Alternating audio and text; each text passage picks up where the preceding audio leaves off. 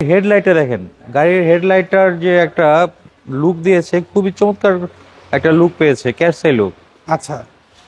এখানে ফগ লাইটের অপশন আছে, যদি কেউ চায় ফগ লাইট লাগানো যাবে। ওকে। গাড়িটার সিরিয়াল হচ্ছে 31। কাগজ ফেল আছে, কাগজ আমি আপডেট করে দেবো। আচ্ছা, টায়ারের কি অবস্থা এটার? টায়ার যে অবস্থায় আছে আলহামদুলিল্লাহ 20,000 প্লাস কিলোমিটার এর টায়ার দিয়ে রান করা যাবে। আচ্ছা, হচ্ছে ভিতরের সিট কভার নতুন ইনস্টল করা, এটা আমি করেছি, লেদার সিট। ইন্টেরিয়রটা আসলে অনেক সুন্দর, স্পোর্টস খুবই ভার্সন। চমৎকার লুক আছে। ড্যাশবোর্ডটা দেখেন, ইগলের একটা ফেজের মতো একটা লুক আছে ড্যাশবোর্ডটা। হ্যাঁ হ্যাঁ, সেটাই দেখতে পাচ্ছি।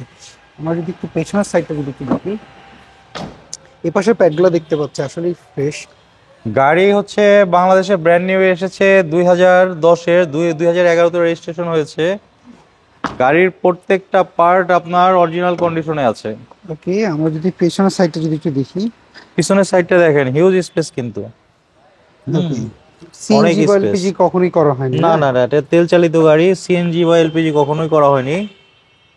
এক কথায় আপনার কম বাজেটে, অল্প বাজেটে একটা স্পোর্টস ভার্সনের গাড়ি চালাতে পারবেন, এবং ওকে, আমরা টায়ারটা দেখতে গাড়ির পাচ্ছি। কন্ডিশন খুবই ভালো আছে। অ্যালয়টা অনেক সুন্দর। হ্যাঁ, অ্যালোরিনটা অনেক সুন্দর। আস্কিং প্রাইস হচ্ছে 11 লক্ষ টাকা, আচ্ছা। আলোচনায় অবশ্যই কমবে।